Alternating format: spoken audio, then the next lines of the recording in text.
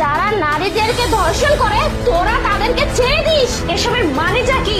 তোর বাড়ি কোথায়? তুই কেন আমাদের হাত তুলছিস?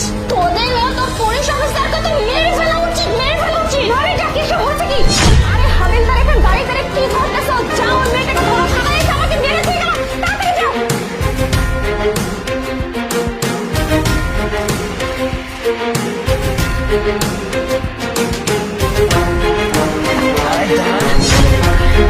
কিরে, তোর এত বড় সাহস, তুই থানার ভিতরে ঢুকে একটা অন ডিউটি পুলিশ অফিসারের গায়ে হাত তুলছিস?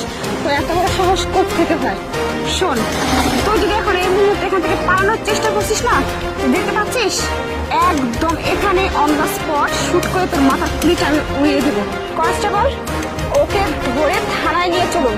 তারপর ওকে নিয়ে গিয়ে এমন থেরাপি দিবেন, গরম পানি ঢেলে ওর পেট থেকে কথা বের করবেন ও কেন এই কাজটা করছে। ধরুন, ওকে নিয়ে চলুন। Yes sir. চল। আচ্ছা ঠিক আছে, এবার বল, তুই থানার ভেতর ঢুকে কি কারণে একটা অন ডিউটি পুলিশ অফিসারের গায়ে হাত তুলছিস? বল।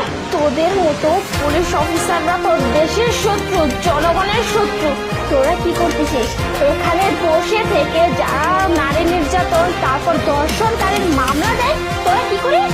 সেই কাগজগুলো নিজের হাতে ছিঁড়ে ফেলে দিস। তোরা কাউকে শাস্তি দিস না, কিছুদিন পর কি হয়? ছেড়ে দিস। কেন? তোরা দেশের কি করতেছিস? ক্ষতি করতেছিস না, জনগণের ক্ষতি করতেছিস। তোরা আসলে মানুষ নামে, জাতি নামে সব জাতি কলঙ্ক।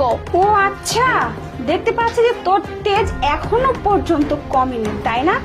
এই তুই কি ভাবছিস রে আমাকে? তুই একে তো একটা অন্যায় করছিস, এখানে এসে আমার গায়ে হাত তোলে, তারপর আবার তুই আমার নামে মিথ্যা বদনাম দিচ্ছিস। তুই কি চিনিস আমি কে? আমি হচ্ছি এই থানা ইনচার্জ। আর তুই কি না আমার নামে জানো তাই বলতেছিস?